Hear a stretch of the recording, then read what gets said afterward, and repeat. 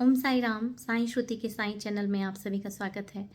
कृपया आपको ये चैनल अच्छा लगे, बाबा का मेडिटेशन करना हो, साई सच्चित और साई संदेश से बाबा से कनेक्ट होना हो तो कृपया यह चैनल सब्सक्राइब, लाइक और शेयर करें। आपका मेरे साई भक्ति साई श्रुति चैनल को इतना प्यार देने के लिए बहुत बहुत आभार। यहाँ आज हम श्री साई गुरु जी का साई सच्चित का अध्याय 1 जो है वह संपूर्ण करने जा रहे हैं। श्री साई सच्चित के अध्याय 1 में वंदना, गेहूं पीसने वाला एक अद्भुत संत, गेहूं पीसने की कथा और उसके तात्पर्य का वर्णन किया गया है। यहाँ पे हम यह साई सच्चित का पाठन उन लोगों के लिए भी कर रहे हैं जो व्यस्तता में होने के कारण साई सच्चित का पाठन नहीं कर सकते हैं। तो कोई भी व्यक्ति साई सच्चित पढ़ नहीं सकता तो सुन के भी अपने पारायण को संपूर्ण कर सकता है, और यदि आप पढ़ते हैं तो उससे अच्छी बात कोई और हो ही नहीं सकती। लेकिन मान लीजिए नहीं पढ़ पा रहे हैं, कोई तकलीफ है या व्यस्तता है, तो सुनकर भी बाबा का साई सच्चित का पारायण किया जा सकता है। पुरातन पद्धति के अनुसार श्री हेमाड पंत श्री साई सच्चित का आरंभ वंदना द्वारा करते हैं।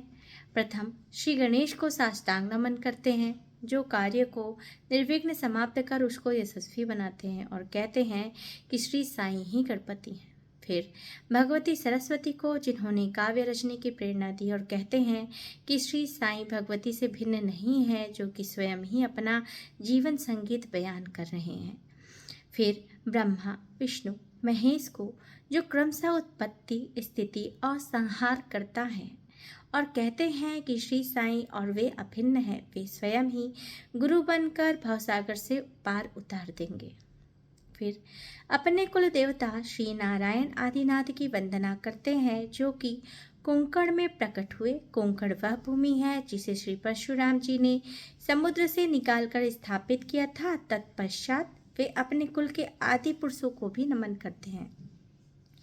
फिर श्री भरद्वाज मुनि को, जिनके गोत्र में उनका जन्म हुआ, उसके पश्चात उन ऋषियों को, जैसे कि याज्ञवल्क्य, भृगु, पराशर, नारद, वेदव्यास, सनक, सनंदन, संत कुमार, शुक, शौनक, विश्वामित्र, वशिष्ठ, वामदेव, जैमिनी, वंशपायन, नावयोगींद्र इत्यादि, तथा आधुनिक संत जैसे निवृत्ति, ज्ञानदेव, जोपान, मुक्ताबाई, जनार्दन, एकनाथ, नामदेव, तुकाराम, कान्हा, नरहरि आदि को नमन करते हैं। फिर अपने पितामह सदाशिव, पिता रघुनाथ और माता को, जो उनके बचपन में ही गत हो गई थी। फिर अपनी चाची को, जिन्होंने उनका भरण पोषण किया, और फिर अपने प्रिय ज्येष्ठ भ्राता को नमन करते हैं।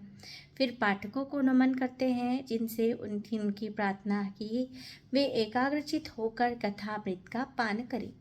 अंत में श्री सच्चिदानंद सदगुरु श्री साईनाथ महाराज को, जो कि श्री दत्तात्रेय के अवतार और उनके आश्रय दाता हैं, और जो ब्रह्मा सत्यम जगत मिथ्या का बोध कर समस्त प्राणियों में एक ही ब्रह्मा की व्याप्ति की अनुभूति कराते हैं, सर्व श्री पराशर, व्यास और शांडिल्य आदि के समान भक्ति के प्रकारों का संक्षेप में वर्णन कर अब ग्रंथकार महोदय निम्नलिखित कथा प्रारंभ करते हैं।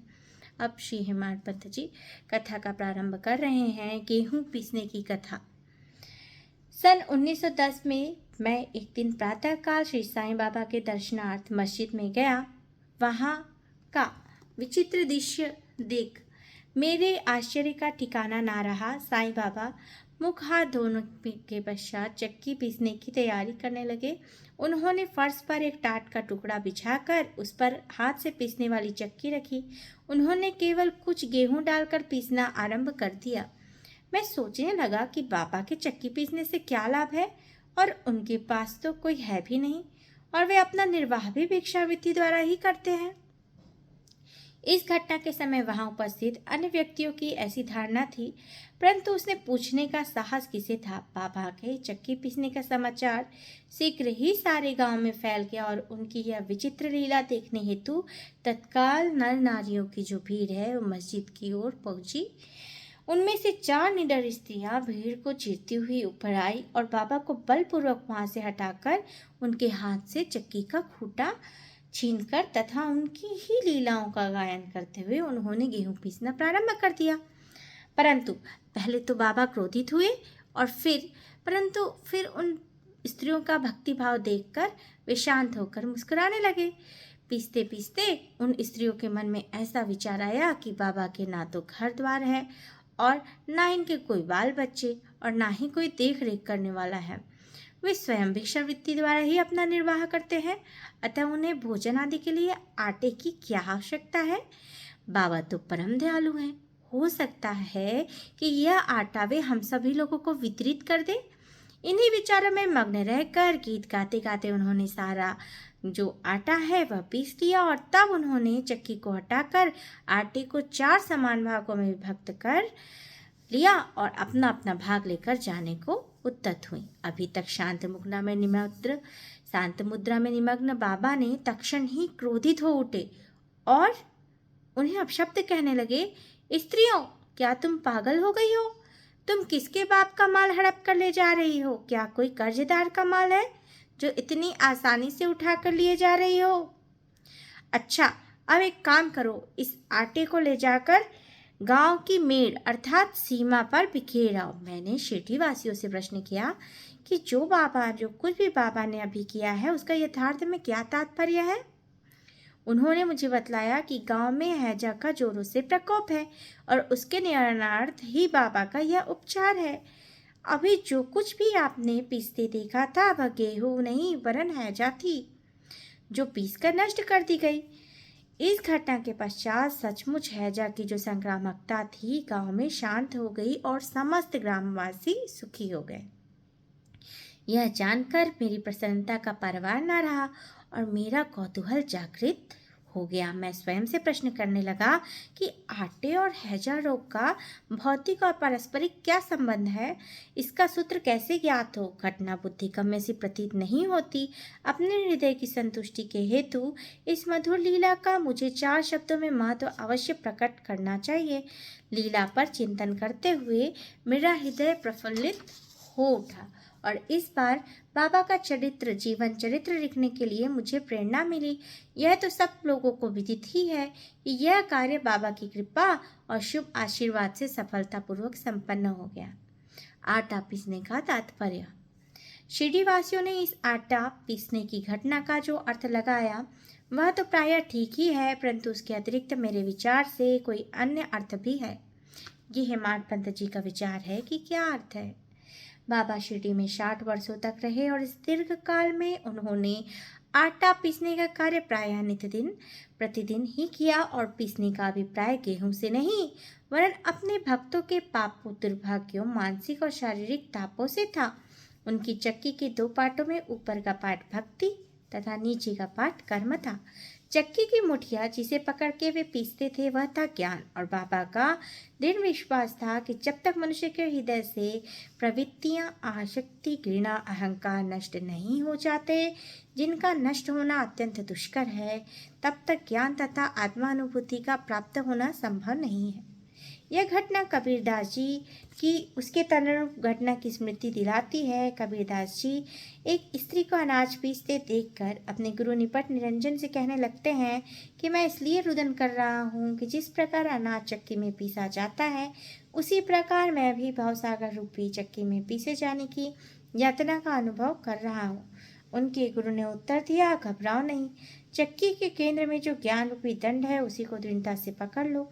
जिस प्रकार तुम मुझे पकड़ते करते देख रहे हो उससे दूर मत जाओ, बस केंद्र की ओर अग्रसर होते जाओ और तब यह निश्चित है कि तुम इस भाव सागर रूपी चक्की से अवश्य ही बच जाओगे।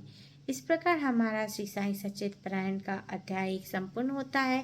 श्री सद्गुरु साईनाथ अर्पणमस्तु, शुभम भवतु। और हम सभी बाबा से यह प्रार्थना करते हैं कि हे साईं गुरु जी, हे इष्ट देव, हे गुरुदेव, कृपा करें जो भी व्यक्ति, जो भी भक्त इस साईं सच्चरित का पठन, मनन, श्रवण, कीर्तन, भजन करें, कृपया उसके जीवन में उसकी सभी मनोकामनाओं को पूर्ण करें, उसे प्रेम स्वरूप बनाएं, उनके जीवन में भक्ति प्रदान कर उसे आध्यात्मिक क्षेत्र में उन्नति प्रदान करें। हमारे साईं ऐसे ही हैं, हमारे बाबा ऐसे ही अलग अलग लीलाएं करते हैं जिसका किसी से पारस्परिक कोई संबंध ही नहीं होता, लेकिन फिर भी लोगों को लाभ होता है। जैसे कई लोगों को सिर्फ चने से या मूंगफली से उनके अतिसार की बीमारियों को ठीक करना, और भी अनेक प्रकार से हमारे पापा बहुत बड़े वैद्य रहे हैं, जो कि उदी और अपनी ही कुछ भी ऐसे कार्य से लोगों का स्वास्थ्य लाभ देते हैं। अब होता क्या है कि मैंने जो महसूस किया अपने जीवन में, तो मैंने जो मेरी लाइफ में जो आज तो ये अध्याय 1 हम साईं सच्चरित्र का बता रहे हैं। साईं भक्ति साईं श्रुति में आप सर्च करेंगे तो साईं सच्चरित्र की शक्ति के विषय में मैंने एक बनाया है वीडियो। उसमें मेरे स्वयं के जीवन का अनुभव कि मुझे स्पॉन्डिलाइटिस था, और जब मैंने पहली बार श्री साईं सच्चरित्र का 24 घंटे में पारायण किया था, तो वास्तविकता में 100% सही बात है कि मेरे स्पॉन्डिलाइटिस बिल्कुल ठीक हो गया।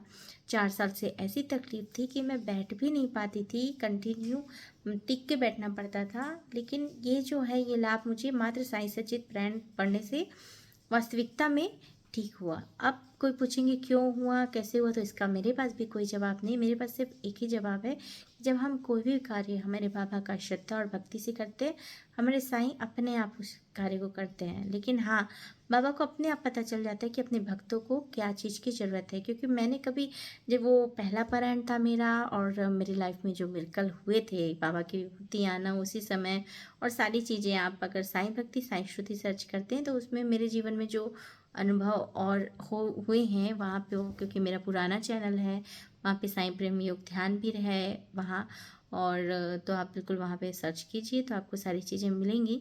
और मैं यहाँ पे ये बता रही हूँ कि पापा जो है, जैसे कि ना, ये हैजा और आटे का क्या संबंध, तो ऐसे ही बाबा बहुत सारे मिरेकल्स करते हैं और बहुत सारी लीलाएं भी करते हैं। तो बस मैं साईं श्रुति आप लोगों के समक्ष जो है अपने साईं की, और सिर्फ बाबा की ही नहीं, क्योंकि मेरे गुरु हैं बाबा इसलिए, लेकिन बाबा ने जो मेरे को एहसास दिलाया, चाहे ईश्वर रूप में चाहे शिव जी में अपने दर्शन कराए, और भी बहुत सारी लीलाएं करते गए, तो उस चीज़ों को आप सभी के समक्ष प्रस्तुत करने के लिए ये साईं श्रुति आई है। तो अगर आपको साईं श्रुति का चैनल, साईं श्रुति की साईं अच्छा लगे तो कृपया सब्सक्राइब, लाइक और शेयर करें। आप सभी का कमेंट जो है मुझे बहुत प्रेरित करता है वीडियो बनाने के लिए। तो आज के लिए इतना है। ओम साई राम, जय साई राम।